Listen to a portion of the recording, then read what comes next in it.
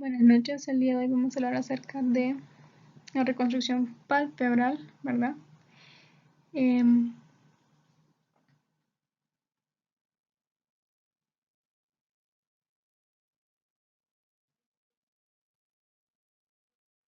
Hablando de la reconstrucción palpebral, vamos a tener que el objetivo de esta va a ser restaurar la anatomía y función normal. La elección de la técnica de reconstrucción depende de qué partes del párpado va a estar afectado, ¿verdad? Entonces, comenzando, vamos a hablar un repaso acerca de lo que son las anatomía palpebral, ya que es muy importante tomarla en cuenta al momento de la reconstrucción. Hablando del margen del párpado, esta es una plataforma plana con ángulos casi rectos en los bordes anterior y posterior del párpado. Va a ser compuesto por lo que es unión mucocutánea, orificio de glándulas de meibomio, línea gris y folículos de pestañas.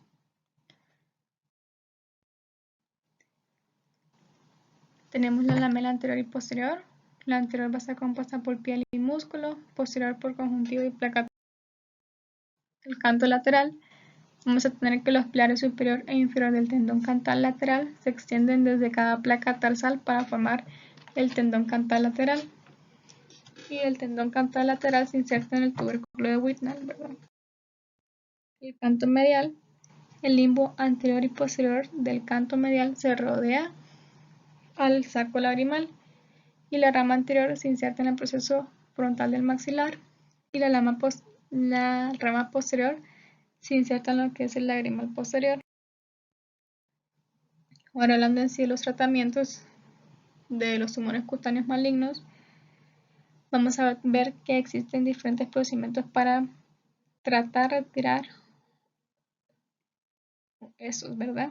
Vamos a hablar primero acerca de lo que es el control de la sección congelada. Aquí la mayoría de las lesiones malignas se tratan con biopsia por excisión y el análisis de la sección congelada de los márgenes se realiza antes de lo que es la reconstrucción. Los pasos para realizar esto tenemos que primero se debe de delinear el área de afectación clínica con el marcador quirúrgico. Se dibuja un segundo anillo alrededor del tumor, marcando 3 milímetros adicionales de la piel clínicamente afectada, para ser quitados. Escindir el tumor utilizando la marca más periférica, cerrar la herida dejando una cicatriz vertical para minimizar la tensión en el párpado inferior. Y cuando los márgenes quirúrgicos son libres de tumor, se puede reconstruir lo que es el párpado, ¿verdad? El libro menciona que esta técnica debe ser realizada, por alguien experto. Generalmente quienes más están relacionados con este tipo de procedimientos son los dermatólogos. Este provee un rango amplio de curación con la mínima cantidad de escisión de tejido normal junto con el tumor y se realiza para carcinoma de células basales nodulares, carcinoma de células escamosas y tumores recurrentes, ¿verdad? Otros tipos tenemos lo que es la radioterapia. Tenemos que las neoplasias malignas de la piel son relativamente resistentes a lo que es la radiación, por lo que se requieren altas dosis de radioterapia. Esto se utiliza para el tratamiento de malignidades perioculares y los pacientes tienen un alto rango de curación. Una de las ventajas es que no se requiere la reconstrucción y la desventaja es que no hay confirmación histológica de la eliminación completa del tumor y aparte los efectos de la radioterapia. La crioterapia utiliza nitrógeno líquido y se usa más que todo para queratosis actínica precancerosa y carcinomas vasocelulares pequeños. Tenemos defectos de la lamela anterior. Aquí hay varias opciones para reparar defectos de piel y músculos en el área periocular.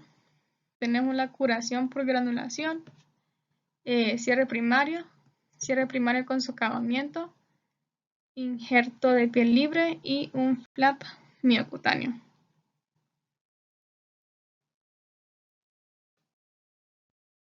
Hablando de la curación por granulación, Las lesiones pequeñas se curan mediante la granulación. La curación puede durar semanas o meses y la contractura cicatricial puede dar lugar a una distorsión de las marcas anatómicas.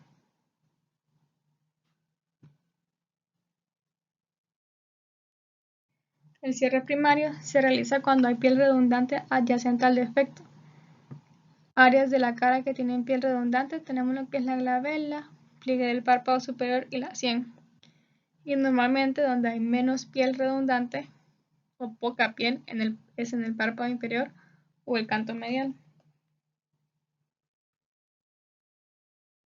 Ahora, el cierre primario con socavamiento es comúnmente usado para cerrar lesiones lejos del margen palpebral.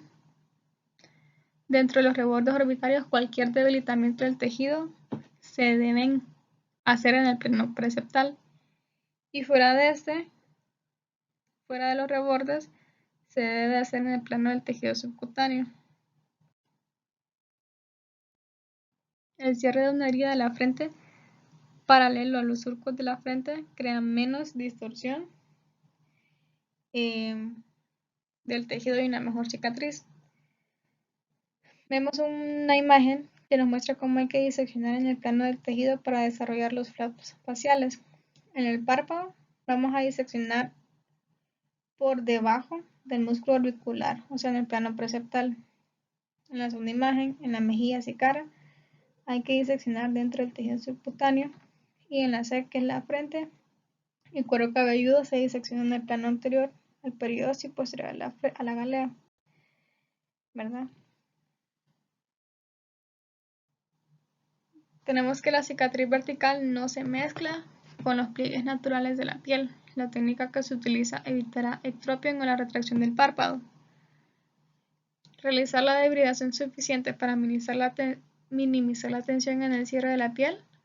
Utilizar suturas de anclaje profundas al periósteo a lo largo del borde orbital inferior y lateral.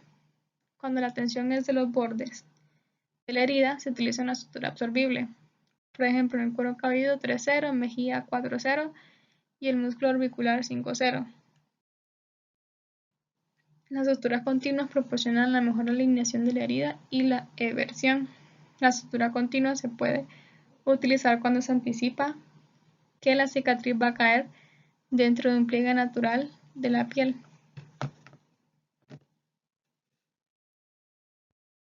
Hablando del injerto, tenemos lo que es el injerto de espesor total. Significa que un espesor completo de la epidermis y dermis ha sido retirado para su transferencia. El suelo de la zona donante es por lo general la grasa subcutánea. El sitio donante debe estar cerrado quirúrgicamente y lo que limita el tamaño del injerto disponible para transferencia. Aquí los sitios donantes incluyen lo que es la piel del párpado superior, piel retroauricular, piel periauricular, piel supraclavicular o el brazo. Y la piel del párpado superior es la mejor opción para reconstrucción de defectos del párpado. Y cuando sea posible, se debe seleccionar piel donante del mismo color, textura y grosor para la transferencia. La zona donante tradicional es la piel retroauricular. Sin embargo, es difícil trabajar detrás de la oreja y un tanto incómodo para los pacientes después de la operación. Se utiliza punto continuo para suturar el injerto. Se sutura el sitio retroauricular con punto simple a nivel subcutáneo. Se utiliza sutura 4-0 a nivel de piel y punto continuo 5-0.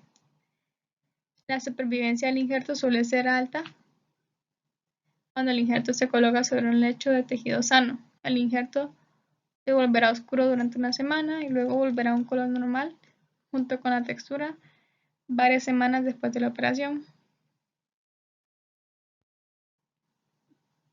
El injerto de espesor parcial. Aquí se deja la capa profunda de la dermis intacta. El sitio donante es el muslo, y solo se utiliza si el defecto es demasiado grande y no hay colgajo miocutáneo que sea práctico para el cierre. El colgajo miocutáneo suele ser la mejor opción para reparar un defecto de la lamela anterior del párpado. Los flaps miocutáneos en la zona periocular se forman de piel y músculo orbicularis. Aquí entre las ventajas tenemos que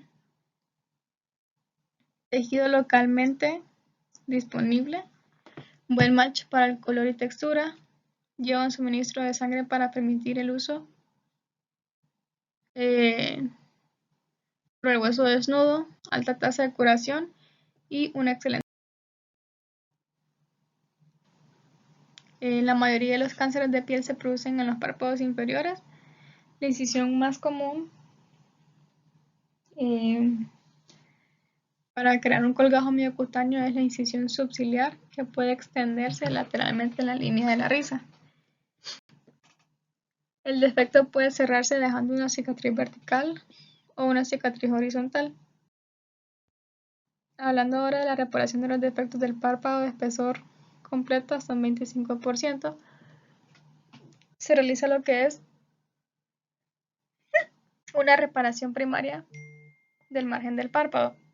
La reparación del margen del párpado comienza con la identificación de los puntos de referencia anatómicos y esto va a incluir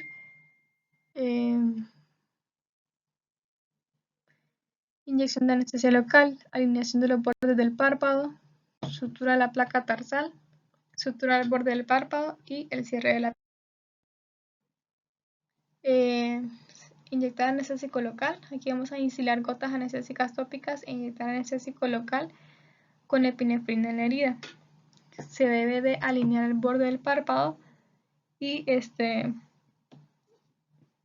usar un Vicryl 70, punto colchonero vertical que pase por los orificios de las glándulas de meiomio para alinear y invertir el margen del párpado. Mantener esta sutura larga para tracción del párpado. Suturar la placa tarsal. Se usan 2 o 3 suturas de Vicryl 50 para alinear lo que es la placa tarsal. Suturar el borde del párpado con un Vicryl 70 en la línea gris y se cierra la piel posteriormente.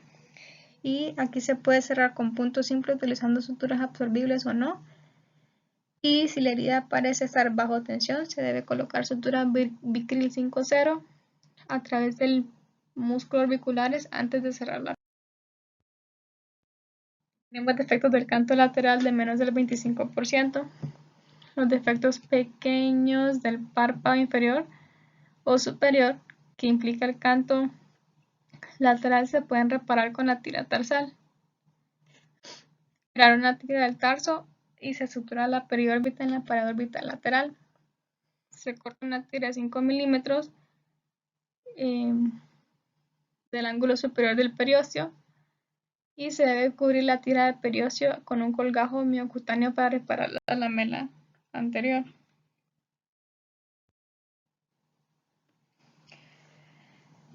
Los defectos del canto interno de menos del 25%. Los defectos del canto interno son más difíciles de reparar. Hay 2 factores que complican. Tenemos el sistema de drenaje lagrimal, que generalmente necesita ser reparado si hay un defecto cantal medial. Y, en segundo lugar, para reconstruir anatómicamente el canto medial, la unión del párpado a la órbita medial debe estar en la cresta lagrimal posterior. Si el canalículo se destruye y si se opta por no reconstruir el canalículo, puede ser capaz de obtener una reinserción más anatómica del canto medial, suturando el tarso a la cresta lagrimal posterior. En el pasado se utilizó un alambre transnasal para asegurar el margen del párpado medial en el hueso. Y un procedimiento más sencillo utiliza una microplaca en forma de Y para sujetar el párpado. La placa está unida al proceso maxilar del hueso frontal, como se observa en la imagen B. Luego tenemos reparación de defectos del párpado de espesor total de un 25-50.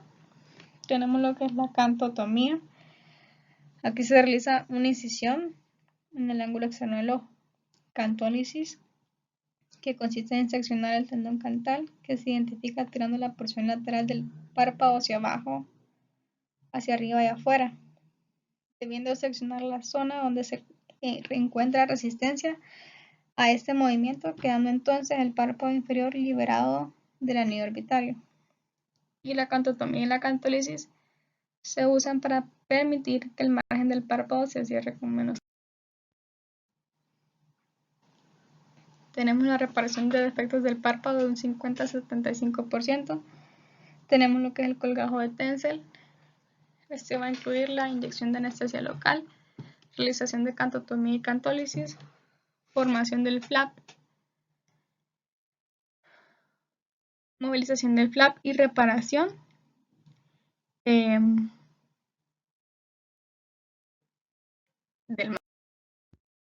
Entre los pasos aquí tenemos que inyectar anestésico local, dibujar una línea arqueada que se extiende superiormente desde el canto lateral. Se va a utilizar anestesia local con epinefrina. Se realiza cantotomía y cantólisis inferior en la imagen C. Formar el colgajo de Tencel. Se realiza una disección del colgajo miocutáneo posterior al músculo orbicular. Después de haber logrado la movilización satisfactoria del tejido, colocar una o dos suturas 4-0 para anclar el colgajo en el periodo. Para el borde del párpado, utilizando sutura 5-0, suturar el borde del párpado con puntos colchoneros usando Vicryl 7-0 y los cuidados postoperatorios, antibióticos tópicos y colocar un parche sobre la herida durante 24 horas. Aquí entre los defectos menores del párpado del 75% más, se realiza lo que es el procedimiento de Hughes. Aquí se utiliza para reconstruir la lamela posterior. Este colgajo tarso-conjuntival lleva su propio suministro de sangre debido a que permanece unido al párpado superior durante 4 semanas. El procedimiento incluye inyección de anestesia local, medir el defecto del párpado, formación del flap tarso-conjuntival, suturar el flap en el defecto del párpado inferior, completar la reparación lamelar anterior y los cuidados postoperatorios. Los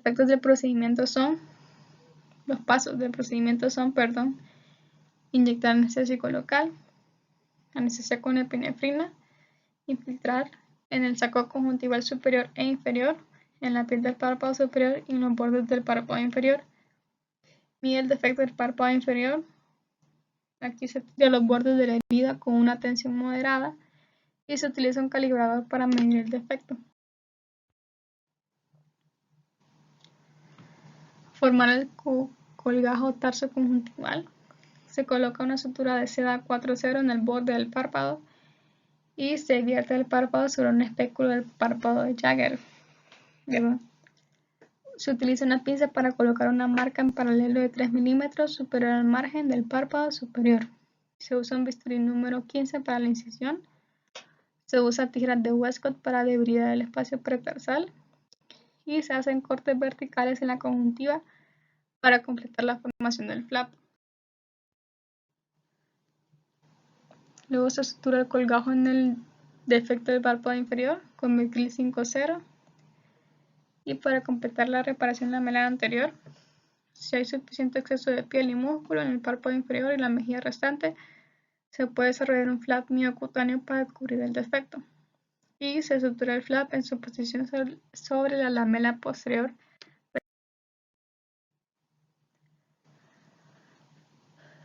Dar cuidados postoperatorios.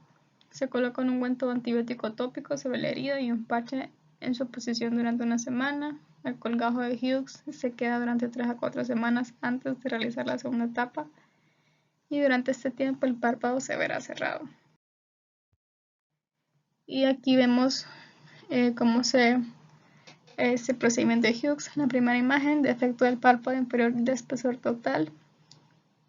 Se ve cómo se forma el flap tarso-conjuntival y se sutura en su posición para la reconstrucción de la lamela posterior.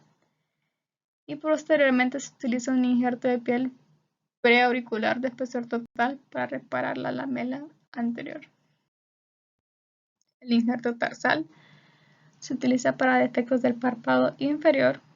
Desventaja es que no tiene un suministro de sangre, por lo que debe ser cubierta con un flap miocutáneo. Y la ventaja es que es un procedimiento de una sola etapa y da un resultado muy similar a lo que es el procedimiento de Hughes. Procedimientos especializados tenemos la rotación de mejilla de Mustard, Este es un colgajo facial que se utiliza para cubrir grandes defectos de la lamela anterior en el párpado inferior. Se hace una incisión arqueada comenzando en el canto lateral que se extiende desde la línea de cabello hasta anterior al trago del oído. El flap se queda en el plano del tejido subcutáneo, liberando una gran área de la sien y la mejilla que se gira para llenar un defecto lamelar anterior. El colgajo aquí se hace girar 120-180 grados en su posición, cubriendo el defecto. Una amplia área de debilitamiento es necesaria para cerrar la herida. Se utilizan puntos profundos 3-0 para cerrar la herida.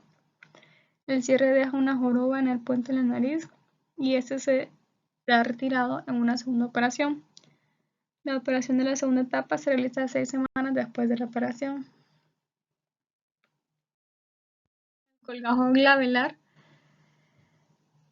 es útil para reconstruir defectos lamelares anteriores más pequeños en el canto medial. El flap se hace girar de 90 a 120 grados en su posición. Se hace en una sola fase y los buenos resultados se deben a que el grosor, color y textura combinan bien. El procedimiento de Cutler se utiliza para reparar grandes defectos de espesor completo del párpado superior.